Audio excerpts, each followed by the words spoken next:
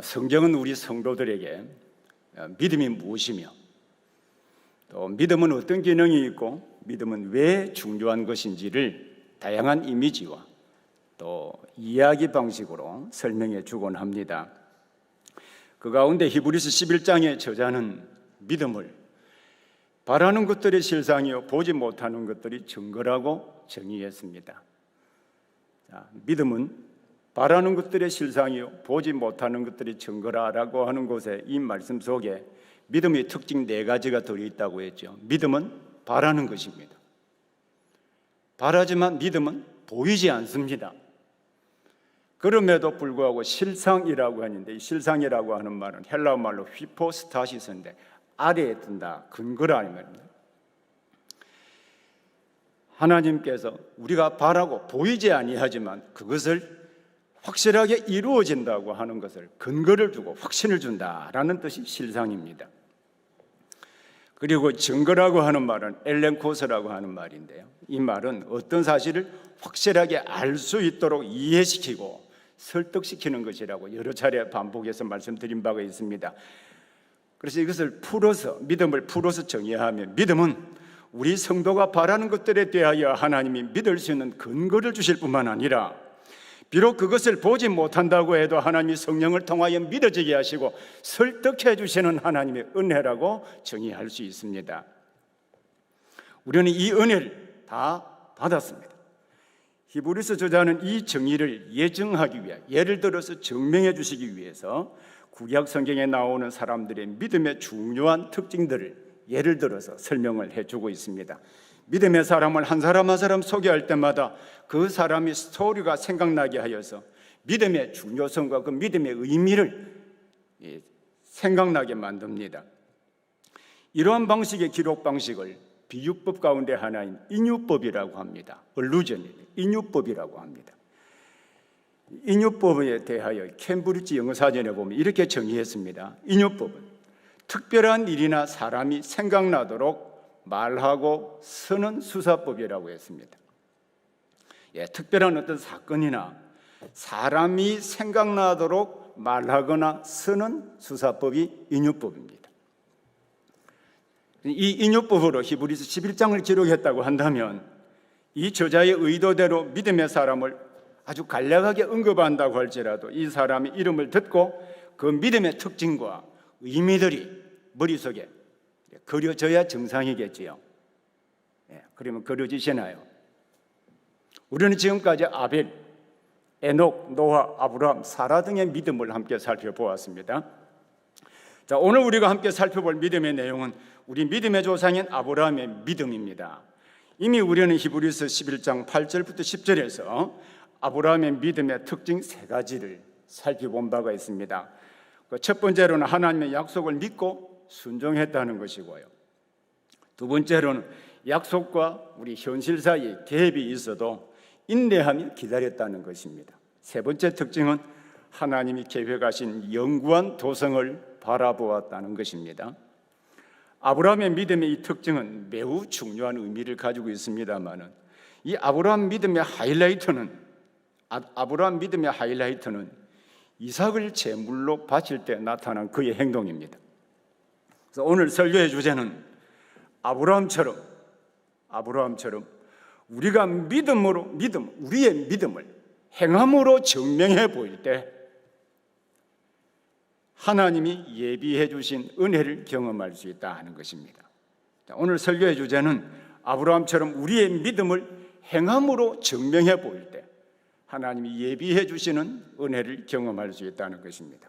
이 주제를 중심으로 첫 번째로는 아브라함의 믿음은 행함으로 표현된다는 것이고, 두 번째로는 부활을 믿었다는 것을 살펴볼 것입니다. 세 번째로 아브라함 이 믿음을 통해서 아브라함의 믿음이 오늘 우리에게 왜 중요한 것인지를 함께 살펴보겠습니다. 자, 우리 첫 번째로는요, 아브라함이 그의 믿음을 행함으로 증명해 보인 내용들을 살펴보면서 믿음과 행함, 믿음과 순종이 어떤 관계를 가지고 있는지를 살펴보겠습니다. 자, 히브리서 11장 17절을 보기를 바랍니다. 아브라함은 시험을 받을 때 믿음으로 이삭을 드렸으니 그는 약속들을 받은 자로 돼 그 외아들을 드렸느니라 했습니다. 이 말씀에서 아브라함의 믿음의 특징이 어떤 상황에서 어떻게 나타나게 되었는지를 아주 간략하게 설명합니다. 우선 시험을 받을 때라는 말에 나타나 있습니다. 아브라함의 믿음을 소개하면서 아브라함이 시험을 받을 때 믿음으로 행하였다고 하는 것은 그가 어떤 상황에서 믿음을 지켰느냐라고 하는 것을 보여주기도 합니다. 우리는 아브라함이 어떤 시험을 받았는지를 잘 알고 있습니다. 그것은 아브라함의 나이 100세에 얻은 아들을 제물로 바치라는 것입니다. 우리 창세기 22장 1절 2절을 보시기를 바랍니다. 아니면 창세기 22장 1절 2절을 보십시오.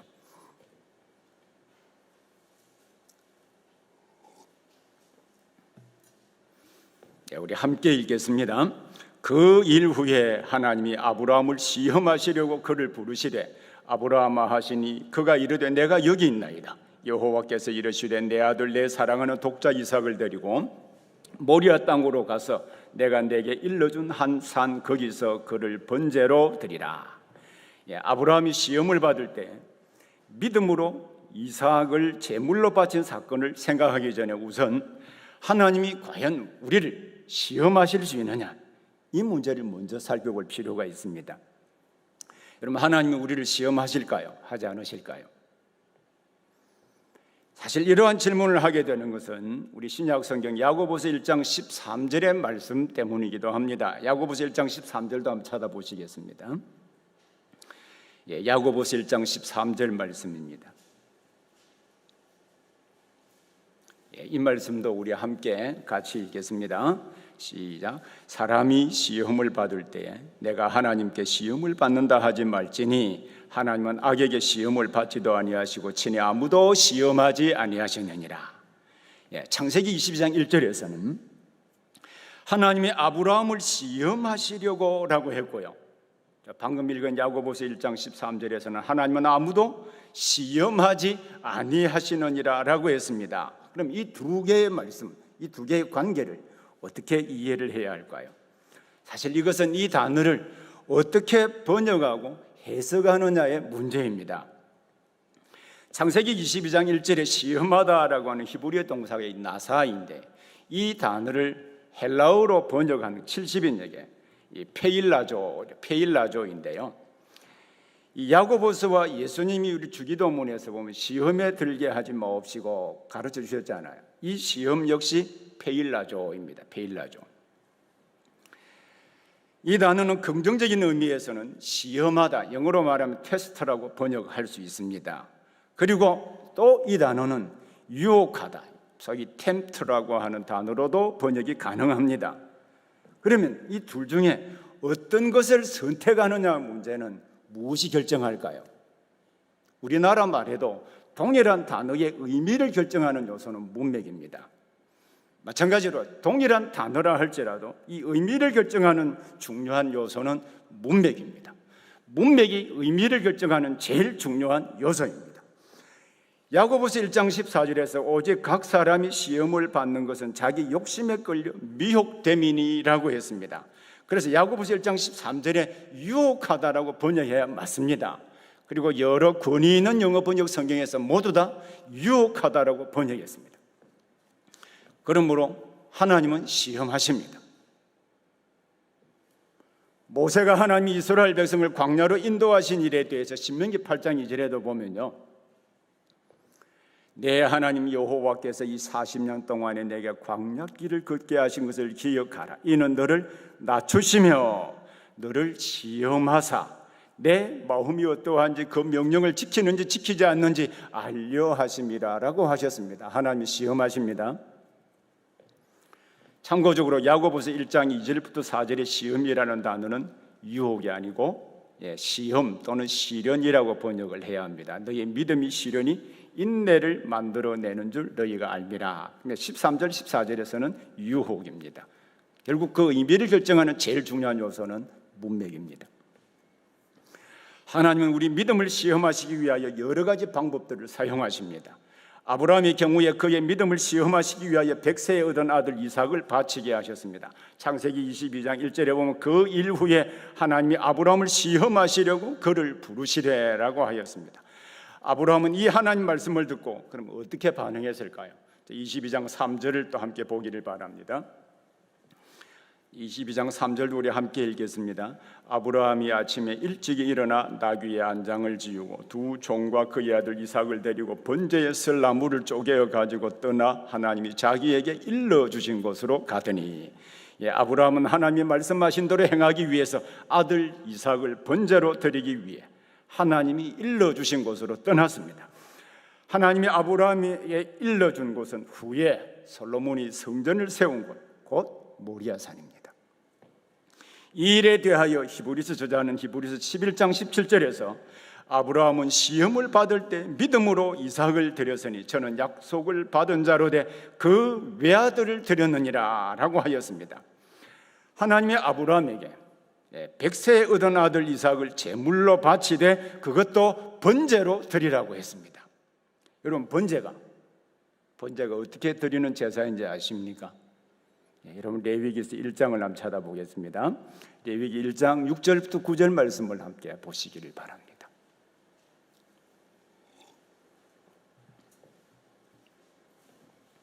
레위기 1장 6절부터 9절입니다. 이것은 제가 읽겠습니다. 깊이 한번 생각을 해보십시오. 그는 또 그 번제물의 가죽을 벗기고 각을 뜰 것이요 제사장 아론의 자손들은 제단 위에 불을 붙이고 불 위에 나무를 버려놓고 아론의 자손 제사장들은 그 뜬 각과 머리와 기름을 제단 위에 불 위에 있는 나무에 버려놓을 것이며 그 내장과 증강이를 물로 씻을 것이요 제사장은 그 전부를 제단 위에서 불살라 번제를 드릴지니 이는 화제라 여호와께 향기로운 냄새니라. 이 번제로 100세에 얻은 아들을 제물로 바치라고 했습니다. 사람을, 그것도 100세에 얻은 아들을 이런 식으로 바치게 하는 것은 정말 끔찍한 일이 아닐까요? 아브라함 당시에 번제라는 제사가 구체화되고 명문화되지는 않았다 할지라도 이와 유사한 방식으로 사람을 제물로 바쳤다는 기록은 당시의 기록에도 나타나고 또 그 이후의 역사에도 많이 나타나고 있습니다. 우리나라의 경우에 신라 성덕왕 신종으로 알려진 에밀레종을 만들 때 아이를 끓는 쇳물 속에 넣었다라고 기록이 되어 있지요. 또 우리 심청전, 소설이긴 하지만 다 알고 있는 내용이지요. 심청전에서 심청이 자기 아버지 눈을 뜨도록 공양미 300석을 바치기 위해서 바다에 인신제사로 바쳐집니다. 이는 상인들이 바다의 파도를 잔잔하게 하기 위함입니다. 또 우리가 잘 아는 호모의 일리아드와 오디세이에 보면 미케네 왕이었던 아가멤논이 트로이와 전쟁하기 위해서 그리스 연합군을 이끌고 배를 타고 가다가 바람이 역풍으로 불게 되어서 큰 위기 가운데 빠지게 되었습니다. 그때 아가멤논의 자신의 딸인 이피게네이아를 제물로 바쳤다는 기록이 호모의 일리아드 오디세이에 나타나 있습니다. 딸을 제물로 바친 이유는 동물의 신으로 알려진 아르테미스 신의 분노를 가라앉히기 위해서였습니다. 이러한 일련의 기록들은 사람을 제사로 드리는 인신제사가 있었음을 암시해 줍니다. 아브라함의 아들 이삭을 번제로 드리라고 하는 이 끔찍한 하나님의 말씀을 듣고 아브라함 마음속에 어떤 생각이 들었을까요? 성경이 아브라함의 심리를 묘사하고 있지 않기 때문에 심리를 유추하여 해석해서는 안 됩니다. 사람의 심리는 사람마다 느끼는 감정이 다를 뿐만 아니라 그때 성경의 인물의 심리를 설명하려고 한다면 결국 자기의 심리 이해를 가지고 설명하기 때문에 하나님의 말씀이 자기의 생각으로 둔갑될 위험에 처하게 되는 것입니다.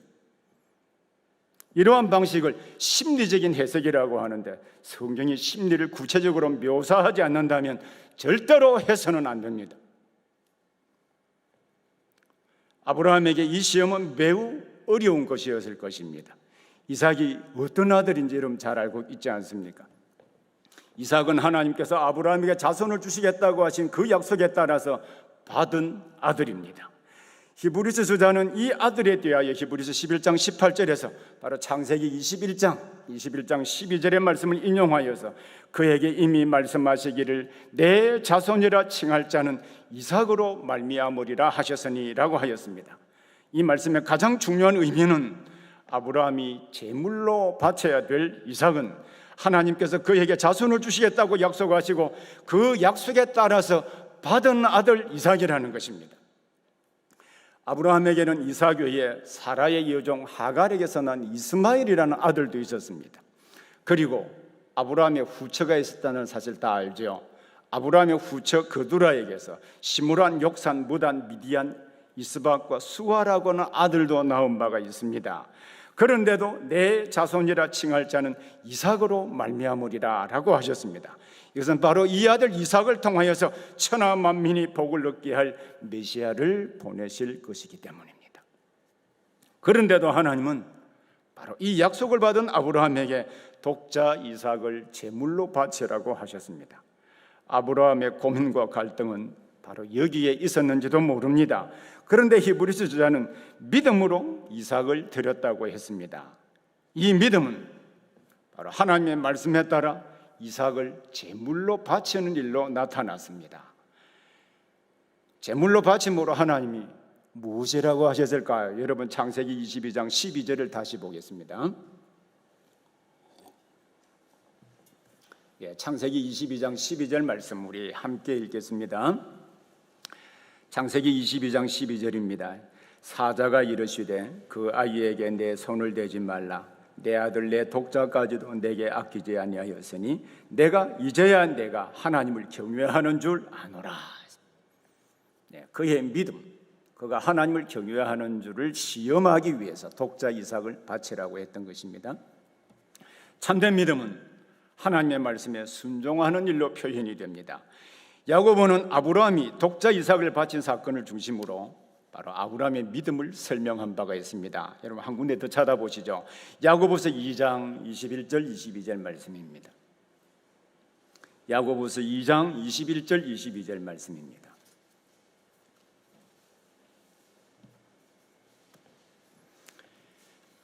이 말씀도 우리 함께 같이 읽겠습니다. 시작. 우리 조상 아브라함이 그 아들 이삭을 제단에 바칠 때 행함으로 의롭다 하심을 받은 것이 아니냐. 내가 보거니와 믿음이 그의 행함과 함께 일하고 행함으로 믿음이 온전하게 되었느니라. 오늘날 믿음과 행함의 관계를 논의할 때 항상 믿음과 행함은 서로 상반되는 개념으로 이해하려는 경향들이 있습니다. 그 이유는 우리가 구원받은 것은 믿음으로 받는 것이지 행함으로 받는 것이 아니라고 하는 잘못된 인식 때문입니다. 물론 우리가 구원받게 되는 것은 우리의 행위 때문이 아니고 오직 예수 그리스도를 믿는 믿음 때문인 것은 틀림없는 사실입니다. 그러나 행위와 구원이 아무런 관계가 없다는 것은 아닙니다. 성경은 행위를 항상 믿음과 함께 취급하므로 구원과 밀접한 연관성이 있음을 설명하고 있습니다. 참된 믿음을 가지고 있는 신자라면 그 믿음을 항상 말씀에 순종하는 행함으로 표현하게 되어 있습니다. 만약 그가 믿음이 있다고 말은 하면서도 순종하는 그 행함으로 나타나지 않는다면 그가 구원을 받았는지, 과연 그 속에 참된 믿음을 가지고 있는지 의심해 보아야 합니다. 참된 믿음은 말씀에 순종함으로 표현되기 때문입니다. 우리의 믿음 생활에 있어서 교리적인 지식을 이해하는 것은 매우 중요한 일입니다. 이러한 지식이 없이 믿는 것은 맹목적이고 광신적입니다. 하지만 우리 역시 예외도 아니죠. 우리 국민 배우 이순재 씨가 라이나 생명보험 광고에서 묻지도 따지지도 않는다는 말처럼 오늘날 교회 강단에서 잘못된 설교와 가르침에도 묻지도 따지지도 않습니다. 이것은 맹목적이고 광신적입니다. 하지만 저는 이 맹목적이고 광신적인 믿음보다도 더 위험한 것이 있다고 생각합니다. 그것은 성경의 교리적인 지식을 알고 실천하지 않는 것입니다. 이 일은 왜 맹목적이고 광신적인 것보다 더 나쁘고 위험한 것인가? 그 이유는 자기가 알고 있는 지식으로 모든 것을 판단하려고만 하고 그 지식에 따라 행하지도 않고 행하려고 하는 사람들의 헌신조차도 막는 결과를 오늘날 교회 안에 비일비재에 나타나고 있기 때문입니다. 그래서 우리가 믿음에 관하여 알아야 할 것은, 믿음은 단순한 교리적인 지식을 믿는 것만이 아니라 그 교리적인 지식에 따라 행동하는 것이 참된 믿음이요 구원하는 믿음이라는 것입니다. 아브라함의 믿음이 독자 이삭을 바치는 외적인 행함으로 나타났다고 하는 이 사실을 꼭 기억하기를 바랍니다. 여러분이 믿음을 가지고 있다고 할 때 그것이 참인지 거짓인지는 행함으로 증명됩니다. 우리 한국교회에 많이 알려져 있는 존 스토튼 목사님은 그리스도인의 사고 활용과 성숙이라고 하는 매우 좋은 책에서 우리가 지성을 활용하여 성경의 교리적인 지식을 알아야 한다는 사실을 많이 강조했습니다. 하지만 이러한 지식이, 교리적인 지식이 예배 생활과 믿음 생활과 거룩한 생활과 봉사 생활로 나타나지 않는다면 참된 지식이 아니라고 말했습니다. 믿음은 반드시 행함으로 표현이 되어야 합니다. 이것이 아브라함 믿음의 첫 번째 특징입니다. 그러면 아브라함 믿음의 두 번째 특징은 무엇일까요? 그것은 부활을 믿는 믿음입니다. 만약에 하나님이 약속으로 주신 아들 이삭을 데려가신다면 하나님께서 약속하신 대로 아브라함의 자녀가 하늘의 별들처럼 바닷가의 모래알처럼 어떻게 많아질 수가 있겠습니까? 아브라함이 독자 이삭을 바치라고 하는 그 명령에 순종할 수 있었던 근거는 하나님이 그를 다시 살리실 것이라는 믿음 때문입니다. 여러분 히브리서 11장 19절을 다시 보겠습니다. 히브리서 11장 19절, 그가 하나님이 능히 이삭을 죽은 자 가운데서 다시 살리실 줄로 생각한지라. 비유컨대 그를 죽은 자 가운데서 도로 받은 것이니라. 아브라함은 이삭을 데려가신다고 할지라도 하나님께서 능히 그를 다시 살리실 줄로 생각하였습니다. 여러분 여기 생각하다라고 하는 말이 밑줄을 한 3번 그어 놓으시죠. 이 생각하다라고 하는 말은 정말 의미가 있는 단어이거든요. 헬라어 성경에 로기조마이인데요. 이 로기조마이의 명사형이 로고스입니다. 로고스, 말씀 또는 진리 또는 논리라는 말이죠. 그래서 논리적으로라는 말을 로지컬이라고 말하지 않습니까? 이제 로기조마이라는 이성적이고 논리적인 추론의 결과로 간주하다, 인정하다, 믿는다라는 말입니다. 이 생각하다는 말은요, 이성적이고 논리적인 추론의 결과로 간주하다, 인정하다, 믿는다라는 뜻입니다. 이 말씀이 의미하는 것은 아브라함은 하나님께서 이삭을 다시 살려주실 것을 논리적이고 이성적인 추론의 결과로 믿었다는 것입니다. 아브라함은 하나님이 그의 믿음을 시험하실 때 약속을 받은 이후에 25년 뒤에 아들을 주신 하나님을 깊이 숙고해 본 결과 그의 약속을 통하여서 메시아를 보내어 천하 만민이 구원해 주셨다는 이 사실을 다시 알게 되었습니다. 특히 아브라함은 하나님께서 죽은 자를 다시 살리시는 능력이 있는 줄을 묻지도 않고 따지지도 않고 믿은 것이 아니라 이성적이고 논리적으로 추론한 결과로 믿었습니다. 아브라함의 믿음의 위대함은 바로 여기에 있습니다. 그는 하나님이 주신 약속의 자녀를 바치게 된 것은 하나님이 만약에 그를 데려가신다 할지라도 능히 다시 살리실 줄을 믿었기 때문입니다. 아브라함의 믿음은 아브라함이 이삭을 제물로 바치기 위하여 그의 종들과 함께 갈 때 한 마을 가운데서도 잘 나타나 있습니다. 여러분 창세기 22장 5절을 다시 한번 같이 읽겠습니다. 창세기 22장 5절입니다. 이 말씀 같이 읽겠습니다. 이에 아브라함이 종들에게 이르되 너희는 나귀와 함께 여기서 기다리라. 내가 아이와 함께 저기 가서 예배하고 우리가 너희에게로 돌아오리라 하고. 자, 우리가 아이와 함께 저기 가서 예배하고 종들을 남겨두고요, 우리가 아브라함과 이삭이 너희에게로 돌아오리라 라고 했습니다. 만약에 번제로 드린다면 우리가라는 용어를 사용할 수 있을까요, 없을까요? 여기서 예배하고 우리가 너희에게로 돌아오리라 라고 했는데, 이 말씀의 의미는 아브라함이 하나님께 경배를 드린 이후에 이삭과 함께 다시 돌아오겠다는 뜻입니다. 물론 이 말은 모리아산으로 올라갈 때 그의 종들에게 당연하게 할 수 있는 말이라고 생각할 수도 있습니다. 그러나 우리가 히브리서의 말씀을 볼 때 이 말이 이삭을 제물로 바친다고 할지라도 하나님께서 능히 죽은 자 가운데서 다시 살려주실 줄을 믿었기 때문에 바로 이 말을 할 수 있었다라고 이 신약 성경에 이 히브리서 저자가 이해했다고 하는 것을 알 수 있습니다. 아브라함은 하나님께 드리려고 하는 아들 이삭을 하나님께서 다시 살리실 것을 확신하고 있었습니다. 이것이 아브라함이 가지고 있었던 믿음의 두 번째 특징입니다. 우리가 믿어야 할 믿음의 내용 가운데 중요한 것은 하나님을 인격적으로 신뢰하는 것입니다. 참된 믿음은 하나님을 아는 지식에 근거해 있어야 합니다. 이 지식을 논리적이고 이성적으로 깊이 숙고해 보아야 합니다. 자, 우리가 고백하고 있는 웨스트민스터 소교리 문답 사문에 우리가 믿는 하나님이 어떤 분으로 믿어야 하는지를 이렇게 말했습니다. 자, 웨스트민스터 소교리 문답 사문 앞에 보이시죠? 영어는 읽지 마시고 다 같이 함께 읽겠습니다. 시작. 하나님은 영이신데 그분의 존재와 지혜와 능력과 거룩과 공의와 선하심과 진실하심이 무한하시며 영원하시고 불변하십니다. 자, 이 말의 뜻은, 제가 영어로 써놓은 이유는 이 말의 뜻은 이런 것입니다. 하나님은 영이신데요, 그분의 존재가 무한하고 영원하고 불변하십니다. 그분의 지혜가 무한하고 영원하고 불변합니다. 그분의 능력이 무한하고 영원하고 불변합니다. 그분의 거룩이, 그분의 공의가, 그분의 선하심과 그분의 진실하심이 무한하고 영원하고 불변하십니다. 이해되셨지요? 우리가 여러 가지 시험을 만나 의심과 두려움으로 우리를 짓누를 때 우리가 섬기는 이 하나님을 논리적이면서도 이성적으로 숙고하면서 인격적으로 신뢰해야 합니다.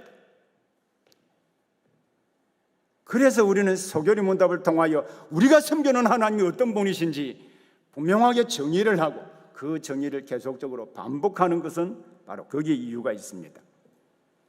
우리가 어떤 상황 가운데서도 하나님의 말씀에 순종할 수 있는 힘은 이 하나님의 존재와 지혜와 능력과 거룩과 공의와 선하심과 진실하심이 무한하시며 영원하시고 불변하신 이 하나님이신 것을 이성적이고 논리적으로 숙고하며 믿을 때 나오는 것입니다. 하나님은 능치 못할 일이 없다고 하는 사실을 여러분 인정하기를 바랍니다. 아브라함은 비록 이삭이 죽는다고 할지라도 하나님의 능력으로 이삭을 다시 살리실 줄로 간주하고 바쳤습니다. 이것이 아브라함이 가지고 있었던 믿음의 두 번째 특징입니다. 사실 우리가 믿음으로 하나님 말씀에 순종할 때 하나님이 어떻게 응답해 주시고 어떻게 해결해 주실 것인지 알지 못합니다.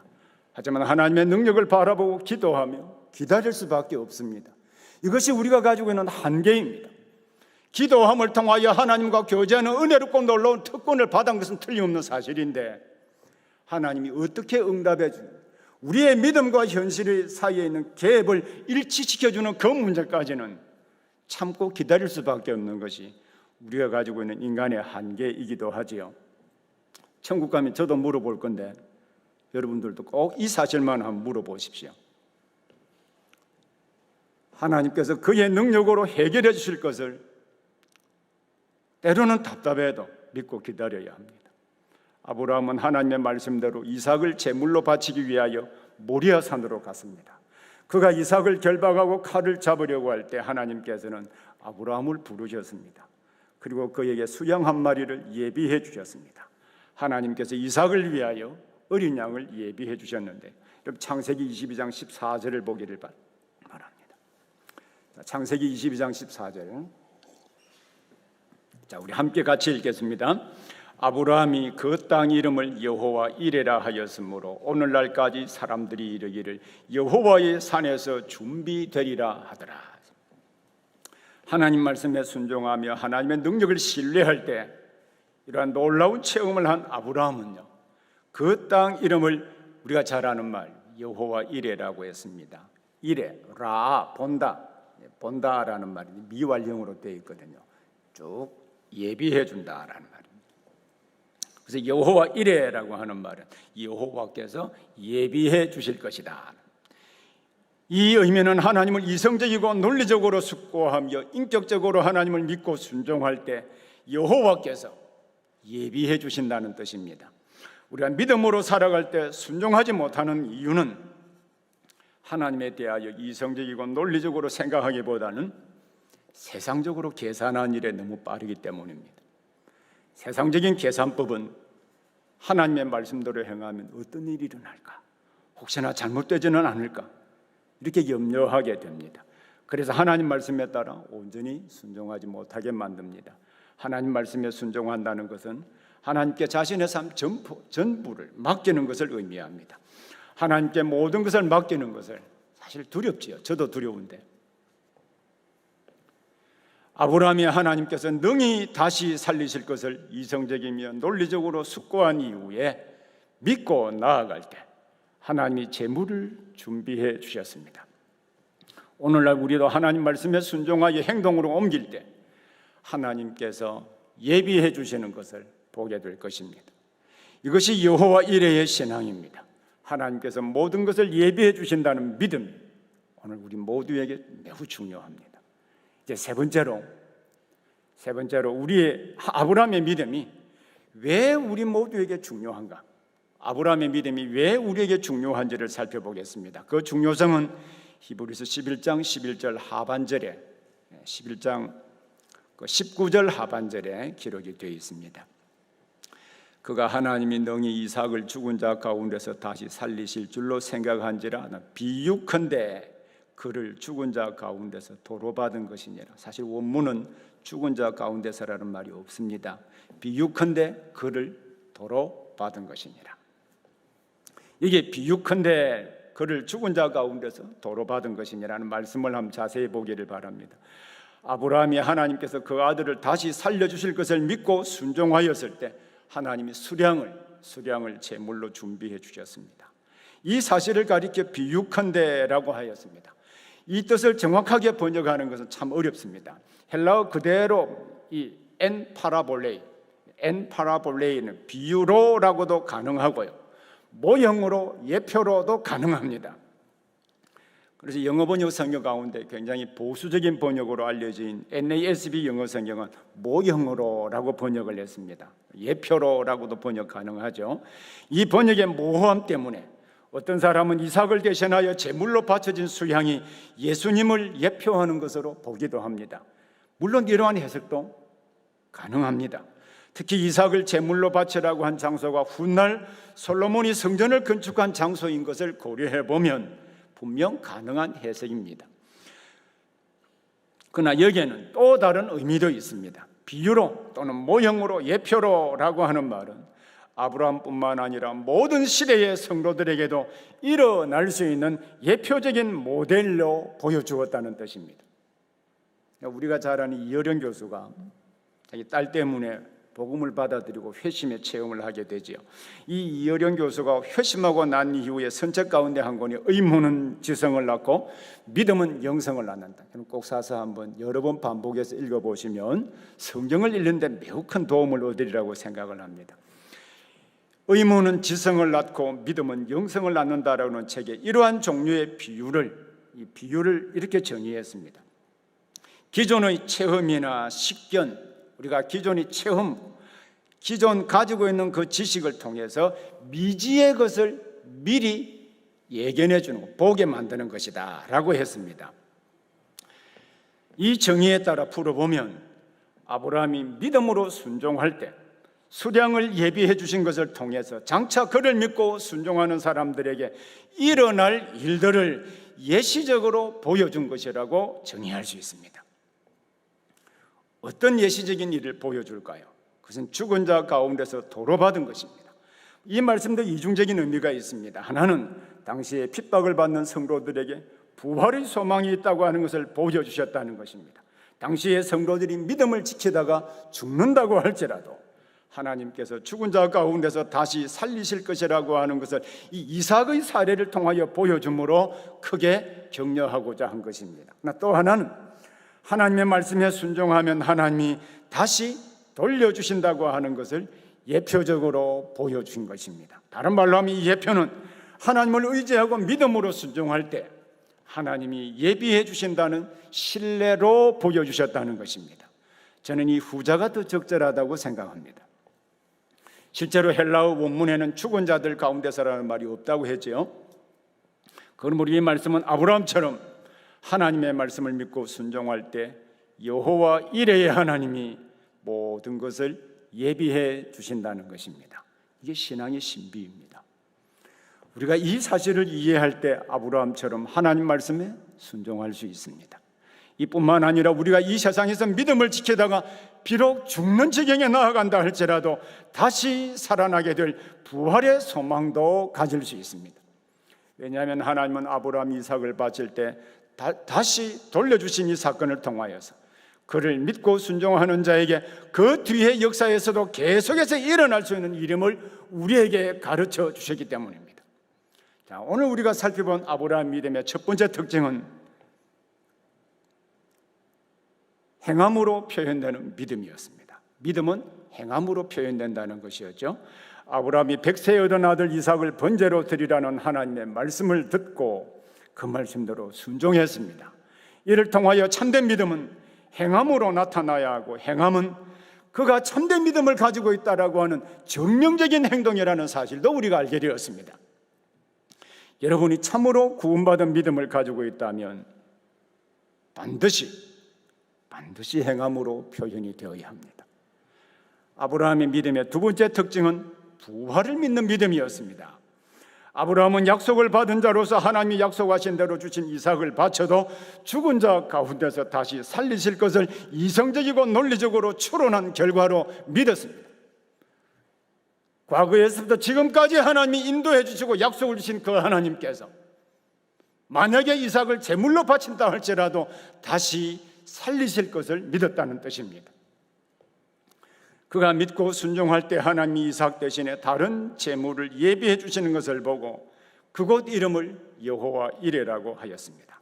저는 우리 교회 성도들도 믿고 순종함으로 여호와 이레의 하나님을 모두 다 체험해 보기를 바랍니다. 우리가 이 본문을 살펴본 것처럼 아브라함이 이 경험을 당시의 성도들만이 아니라 우리도 경험할 수 있음을 가르치기 위하여 아브라함의 믿음 이야기를 예시적인 비유로, 예시적인 예표로 주셨기 때문입니다. 저는 우리 교회 성도들이 어떤 문제로 시험을 받고 있는지, 아니면 어떤 문제로 갈등하고 힘들어하는지 모릅니다.